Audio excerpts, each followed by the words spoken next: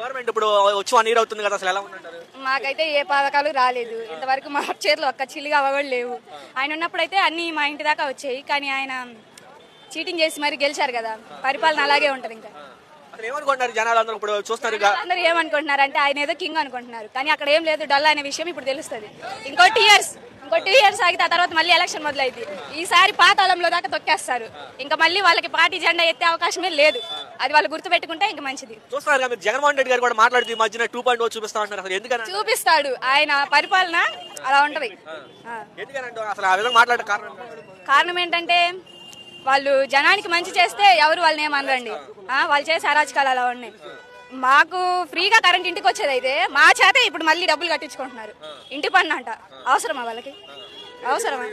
వేసే డబ్బులు ఏవో వేయకపోయినా పర్లేదు, మా దగ్గర మాత్రం నూక్కోవద్దు. మేము అసలే పేదవాళ్ళం, పని చేస్తేనే మా కూటి గడిచింది. చదువు లేదు, ఫీజులు కట్టుకోవాలా, లేకపోతే వాళ్ళ కరెంటు బిల్లులు అవన్నీ కట్టుకోవాలన్నా. చూస్తారు రైతులకు ఎలా గిట్టుబాటు ధరలు రైతులకి ఏం జగన్మోహన్ రెడ్డి గారు కూడా రైతుల పక్షం ఉంటారు. అన్ని ఎత్తుకోవడమే, ఏం లేదు. ఇప్పుడు ఆయన వస్తారు, 2 కళ్ళు చాలా వాడు జనాల్ని చూడడానికి, ఏముండదు. నెక్స్ట్ ఇయర్ ఎలక్షన్ కి ఇంకా మన జెండానే ఎగురుతూనే ఉంటది, ఇంకా వాళ్ళ జెండా ఎత్తుకోదు. ఆయనకు అసలు పార్టీయే లేదండి, ఆయనకు అసలు ఏం లేదు. వచ్చాడు, ఆయనకి చల్లడు కాబట్టి వచ్చి ఈయనతో చేతులు కలిపాడు. అటు ఇటు ఈయన ఎలక్షన్ ఎలాగో గెలుస్తానని చెప్పేసి లండన్ వెళ్ళాడు. ఇంకా స్టూడెంట్స్ ని పెట్టి వాళ్ళు చేశారు అలాగా. ప్రజలేసిన ఓట్లన్నీ రోడ్ల మీద పడేశారు.